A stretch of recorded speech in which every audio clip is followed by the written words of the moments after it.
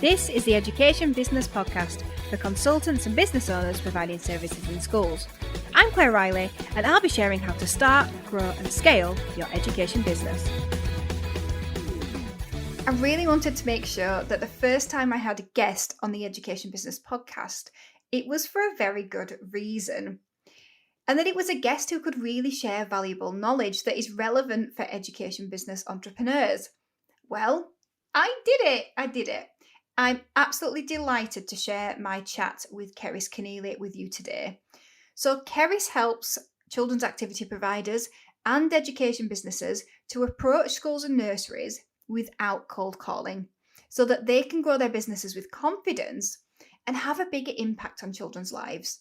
So over the last 20 years, Cerys has been a primary school teacher, a school subject coordinator, a dance business owner, a teaching agency manager, and head coach at a business school.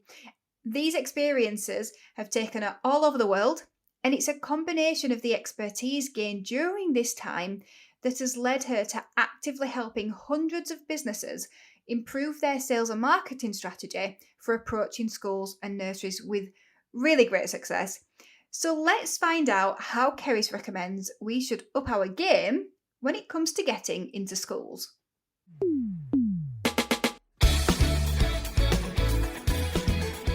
So Cerys, thank you so much for joining me on Education Business Podcast. Thank you so much for having me here, Claire.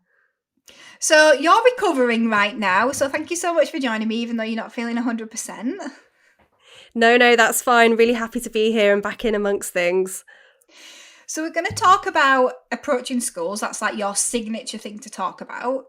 But before we get into that, I just thought, you were obviously a teacher before, just like me. Yeah. And like a lot of the people who are listening to Education Business Podcast, what was it from teaching that made you want to go into business in the first place?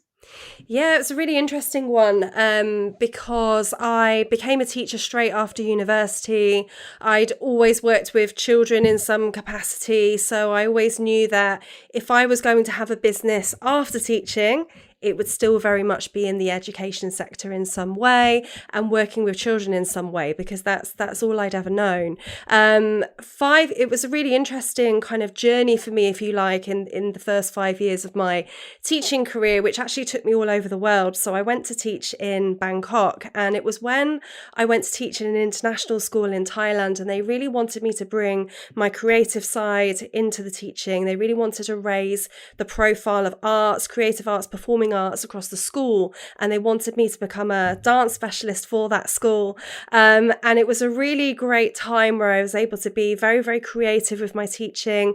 I experienced a situation whereby I actually had much smaller class sizes over in Thailand, so I had a little bit more freedom as well. And I suppose it's one of those cases of seeing that the grass is greener on the other side. So after my 2-year stint in Thailand, I came back to the UK as a teacher, and was thrown straight back into the paperwork, the bureaucracy, the government standards, absolutely everything that we forget becomes part and parcel of teaching rather than just being able to teach.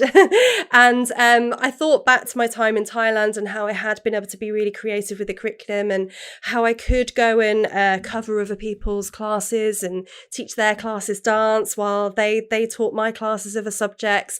And I thought, I wonder if there's a way that I can do this in the UK, but it's probably going to need to be as a business, and it's probably going to need to be with a number of schools. And that's how my dance business initially evolved when I stepped out of teaching. Yeah, I love that. It's always interesting how, this is not just teachers, this is anyone, but our experiences always lead us into whatever it is in terms of entrepreneurship. Yes. And I always say, because, I'm a serial entrepreneur, and when I think about my new venture, Teacher Growth Club, I can see that everything that's happened in my life has brought me to this point. So I love the fact that you went to Thailand and then you had this new experience that you wouldn't have had in England or Wales, where you are now. And it was just this whole new kind of opening of a window so that then later you could open a door. I love that. Yeah, absolutely. And I think that's been the case for all of my business experiences, really. They have naturally evolved from what's gone beyond before. And I've really enjoyed that journey side of things. So in terms of dancing then, because this is something that we have in common. I was a secondary school dance Ah, teacher. yes. Did you teach dancing before? Was that your degree, or did you just do it in Thailand? Tell me about that. Yeah, so I'd always danced since the age of 3, but it had always very much been a hobby. So it had never been part of my professional career. We didn't get a chance to do anything like dance GCSE at our school when I was in secondary school or anything like that. So it had always just been a hobby in the sidelines. But it was something that I was very much able to bring into primary teaching, and loved to be able to teach dance. But obviously it was only sort of on the curriculum for a small portion of the year. So to be able to specialise in it properly in Thailand, for them to ask me to do that was fantastic, because it was almost like living out another dream that I hadn't quite got on board with yet. So no, I hadn't had the professional training, but it just always been a passion that I was able to then combine with teaching. Yeah, and I used to love teaching dance in primary as well, because I'd been like a subject specialist. I suppose it's like a science teacher going into primary doing science lessons. I'll be like, oh my word, my science. Everyone will think the science lessons are great. They're not necessarily. It's just that they've got more experience in that. And I used to absolutely love it when it was PE on supply, and I'd be like, we'll be doing dance. And they go, oh, miss, we don't want to be doing like movement. And I'd be like, it's fine, I'll teach you street dance, or we'll learn thriller or something, because it was just me playing out my version of fun, which was really nice. Yeah, amazing. I love that. Yeah. So then, you teach approach in schools. Yes. At how to approach schools. Yes. In terms of selling them something, or selling them a service, or selling them lessons. Yes. How did you learn that? How did that happen? So you've got this business, and you're like, right, I want to teach dancing now, and I'm going to go into schools. But like teachers, we don't have that mindset. How did you figure it out? Yeah, through a long drawn out process, I have to say, through absolute trial and error, trying and testing lots of different ways that scared me, ways that I felt confident with, just trying everything. And of course you have people that say, you should try this, you should go and cold call loads of schools, or you should try it this way. And to be fair, there is no wrong way, but you have to find a way that's right for you. And it took me some time to find a way that was right for me. And what I found was that every time I was trying to call a school, they were ushering me off the phone. They were asking me to email them. I realised it was very, very time consuming. Actually, I didn't have lots of contacts in schools, so I'd exhausted my initial contacts in schools quite quickly. And I was looking for more of a direct method of getting into schools that perhaps didn't know me yet. So there was a lot of trial and error, and a lot of I didn't really enjoy doing it that way. I want to do it more of this way. How can I make it work better this way next time? And looking at the things that worked and the things that didn't work. Yeah. And I think that's a really hard thing, isn't it? Because you probably similar situation to me, where there is nothing out there which is education and business together. And you're listening to business mentors and business coaches, and they're going, sell to them like this and do this and call them, and this will work, and it doesn't. It doesn't. And I feel like that's something that Education Business Club is really focused on, in bringing these two worlds that could collide and trying to make them fit nicely together. Yes. And it's so difficult, isn't it, to try and take what you learn from the business world and then go, well, scrap 70%.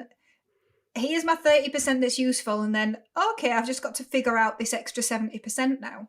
Yeah, you're absolutely right, because back then there was no one I could ask. I didn't, I had business mentors, like you said, but they didn't have any experience of working with schools. Most of the time they didn't have experience of working with children either. And it is a different ball game. And you do still have people out there throwing out these kind of wild advice that they don't know will actually work, because they've either not worked in the education setting themselves, or they haven't worked with people who work in education settings themselves. And it doesn't always, there's a lot that does marry up, but there's a lot of things that are kind of, I would say, unique to schools and working with schools in that way. So did you get a lot of people telling you to cold call?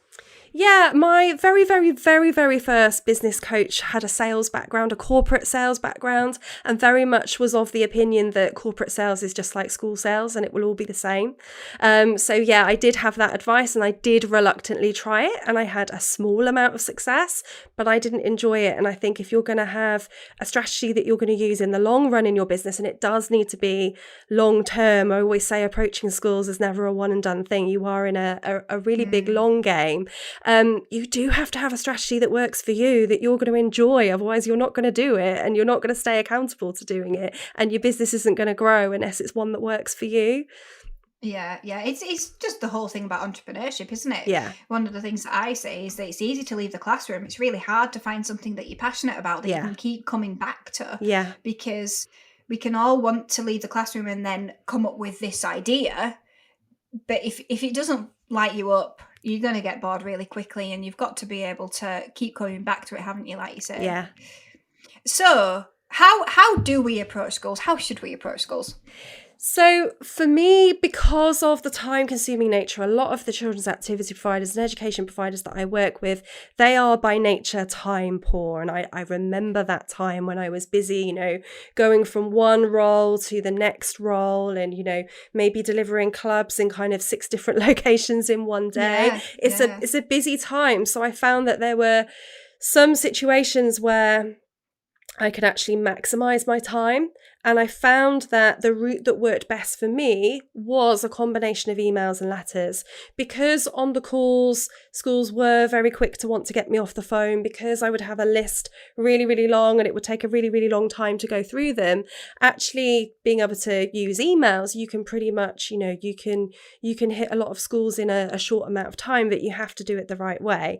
You can't be going out kind of trying to BCC a whole group of schools in, or trying to do like a mass blanket approach where it's not going to be relevant for a lot of the schools that you contact. You do need to have a unique and personalized approach because it is about building a personal connection. You're not really building this connection with the schools, you're building this connection with the key decision makers behind those computer screens, and you're wanting to get to the right key decision makers so that you can start building this personal connection, because people do buy from people. So for me, the method that worked was having a personalized approach to email, and having it in a way that very much gets to the root of why a key decision maker would want your service in their school, and not, I think the key here is not trying to sell straight away. So for me, it was a group of dance teachers that actually were asking me, how did you get into schools? And I had to think about the ways that worked and the ways that didn't work. So for me, I decided it came down to really 5 key ingredients in any school's campaign. And it's when dance teachers were coming to me and saying, emailing schools doesn't work. I've tried to email schools before. I haven't had a response. What is it you've done that is different? I realized that what they were saying to me was some kind of common errors, in a way that they were either trying to sell to a school straight off the bat, or they were talking about themselves a lot in the email and not really getting to the point of what the problem could be for that key decision maker and why they might want that service.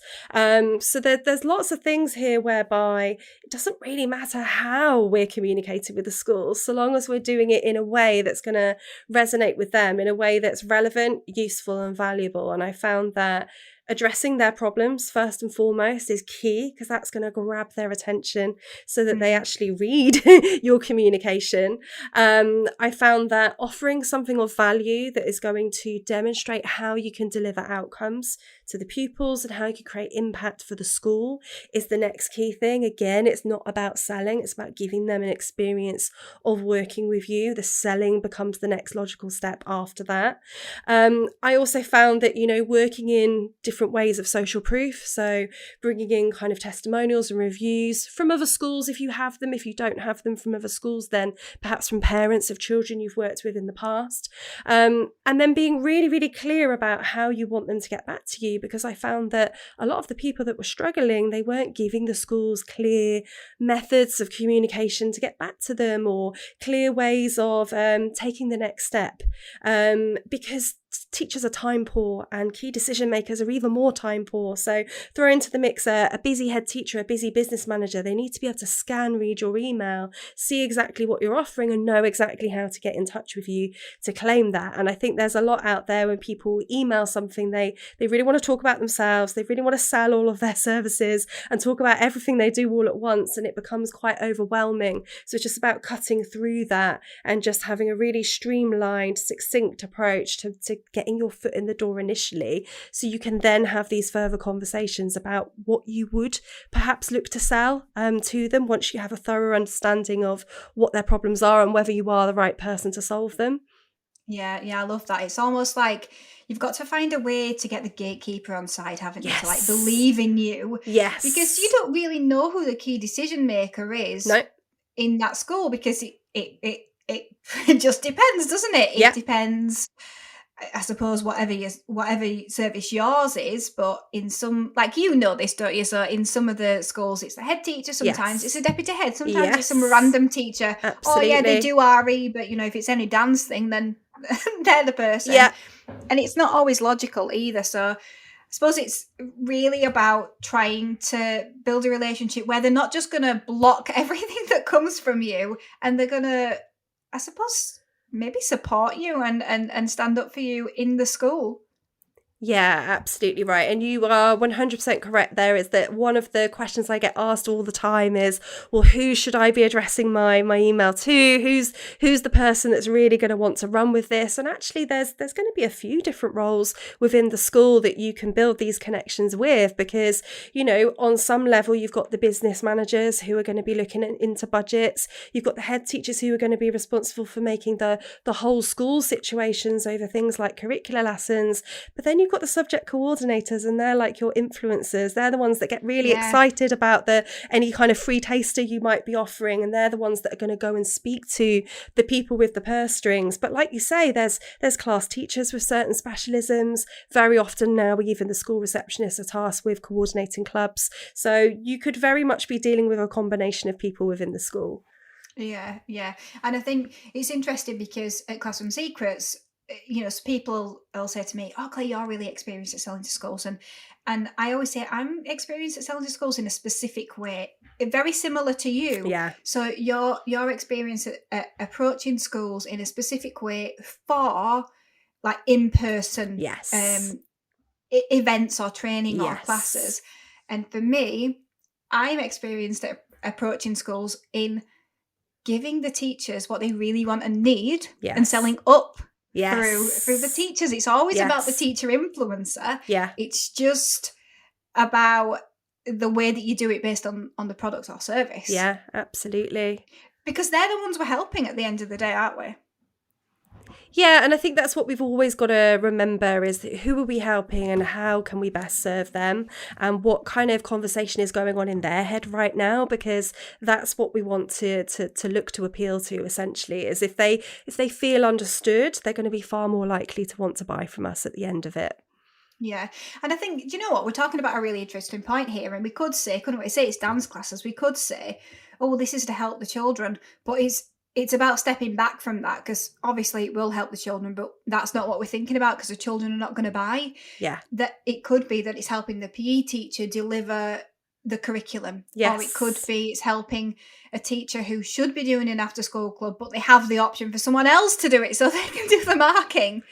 And so it's about getting really clear on it, who it's really helping, and maybe it's not as obvious as we first think.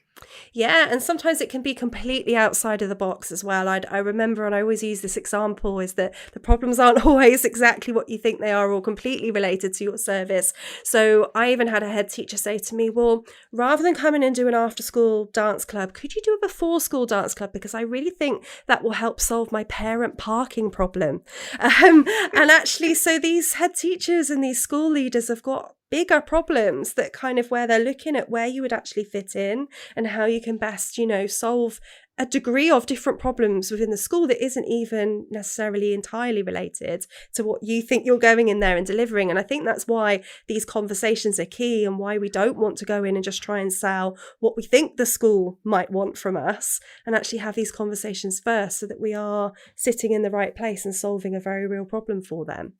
Yeah, I love that one. That one is brilliant. And yeah, if there was a before school dance club, I would absolutely love it at school. I wouldn't be able to get them there early enough because it's such a struggle to leave the house. But that was a fantastic idea. There's a big parking problem at school. Yeah. Huge. Yeah. Yeah. So that makes so much sense. I love that. So you your approach in schools process is very much about emailing, Yeah. although you might have some calls. Why do you think that approach works so well?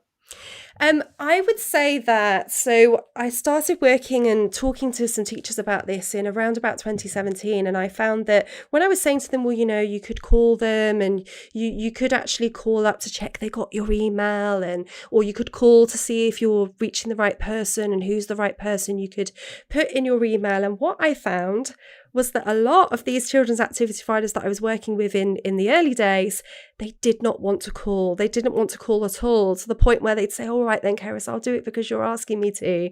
And then they wouldn't get it done. And we'd be a month down the line and they still hadn't called their schools. And I thought, right, okay, it's apparent to me that for a lot of people that would love to have schools as an additional income stream, they're not getting past the first hurdle because there's a barrier in place. And it's, as much as I could say, oh, well, it's a mindset thing, let's do some work on mindset.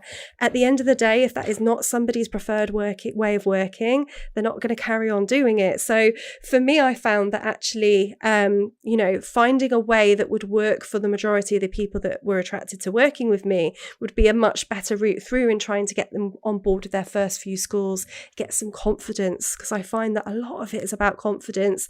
And once people have got a bit of self-belief and schools are getting back to them and almost validating their offer and saying, yes, we would like this in our school, sometimes then those providers go on to be confident enough to make a call next time and follow that up and things like that. But you would just find that a lot of schools do not welcome the sales calls these days. No. They haven't got time themselves. You're not actually going to reach the person that you want to speak to, because if you want to speak to a subject coordinator or a class teacher, they're going to be teaching. Even if it's lunch break, they're going to be out on playground duty. They're going to be grabbing 10 minutes to have a sandwich if they're lucky. It's going to be very hard to actually reach the person you want to speak to. If it's a head teacher, they're most probably going to be in meetings all day. They're not going to be taking unsolicited calls. So in the interest of making a personal connection, actually just trying to call out of the blue doesn't always serve you to do that. Yeah, I completely agree. And I think what's interesting is, you started with saying that they were scared to call, and I was, oh my word, I was scared to call. I was scared of them calling me. Yeah. So when I started Classroom Secrets, I had no intention of selling to schools at all, because my mindset was, well, I'm helping the teachers and they could probably just cope with my flaws. But if I spoke to a head teacher, oh my word, they'd see straight through me. They'd think, oh, she's left teaching, she's a failed teacher. And it's ridiculous, really. But I remember the first head teacher was from Manchester who wanted to get a subscription. And I don't even think he could email me, because there was no phone number. I did not provide a phone number because I didn't want to be called. And so I think he messaged on social media and asked if he could call me. I was like, call me? What am I going to say? He's going to ask me things that I don't know how to answer. And it was just, it was like I was being observed by a head teacher I didn't know all over again. And it's a big fear thing. And I think, for ex-teachers who have left the classroom, we've generally left for a reason, haven't we? And that's not necessarily that something negative happened, but something inside us makes us feel negative and scared, usually of head teachers. And so the last thing we want to do is pick up the phone. So I agree with that sentiment so much. It's sometimes we're scared of the staff in school because we felt like we really needed to respect them.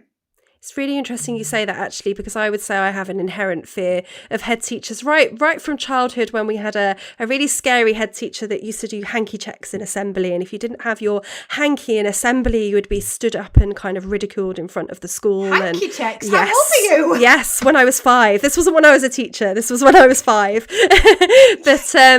But yeah, and it's, ever since then I have had this kind of, this massive level of respect for head teachers, but a little bit of fear.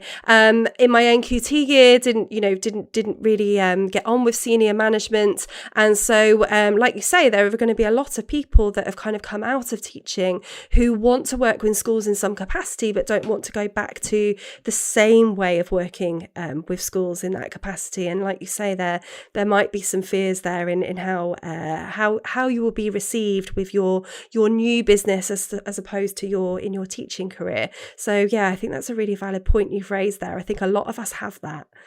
Yeah. And I think you can get over it really quickly, as you say, with confidence, once Yeah. you validated that, oh, this is working. Because now I've spoken to loads of head teachers now. I'm not scared of head teachers anymore. Yeah. But I had to get to a point where, head teachers were buying a subscription to Classroom Secrets. And then I believed, oh, maybe it's okay. Maybe it's quite good. But we have to get to that point, don't we? Cerys, thank you so much. This has been so helpful. So tell us about your academy, because you actually teach this in a lot more detail, don't you? Yeah, thank you. So the Approaching Schools Academy is my signature programme, helping children's activity and service providers to get into schools and nurseries without cold calling. And it teaches a step-by-step method. It's a group hybrid programme, so you have a mixture of self-study course and live group calls and Q&As to keep you accountable and keep you moving forward, so that by the end of our 6 months together, you will have learnt my entire step-by-step process to help you get into schools. Oh, thank you so much. And I know that people that have worked with you have definitely seen success as well. Getting, you just need to get your foot through the door sometimes, don't you? Yeah, we've had some amazing results, and it really is testament to the providers that have come through the course, is that they've kind of been able to set their inhibitions at the door, so to speak, kind of any preconceived ideas of, schools, this won't work for schools, or schools don't get back to me, or I don't have the right offer for schools. A lot of it, as I say, is around confidence and mindset as much as it is about the strategy. So we cover all of those bases in the academy, and we have a mindset expert who will help you with any little mindset wobbles around speaking to head teachers or following up and things like that. Yeah, because the mindset piece is so important for any business owner, really, isn't it? The thing that we have to work on all the time. Yeah. So on social media, where do we find you? Yeah, so you can find me at ceryskeneally.com. All of my channels, whether it's Facebook, Instagram, LinkedIn, it's all Cerys Keneally, so you can search me and find me there. And I have a Facebook group for providers as well called the Primary Activity Provider Business Club. So you are really lucky that you have such a unique name. I know, lucky, but also a curse in the sense that you're going to have to spell that if you want to find me. Yeah, I've struggled with that a few times. Your name, not mine. Now you brought it up, I can honestly say, how do I spell this name? Do you know, it was all, when I grew up in England, having a Welsh name, I was always having to spell out the Welsh part of my name. And then I moved to Wales and I thought, great, I'm not going to have to spell out my name anymore. But then I married a Keneally, so now I'm spelling out my whole name again. Yeah. It's definitely the Keneally bit that I was like, can I spell it properly? One N, two L's. Do you know what? For me, it's more the E and the A. Anyway, I'm getting too much into this. But thank you so much. It's been so valuable. Thank you so much for having me, Claire. It's fantastic. Thank you for listening to the Education Business Podcast. To get more information to grow your business, sign up at educationbusinessclub.co.uk.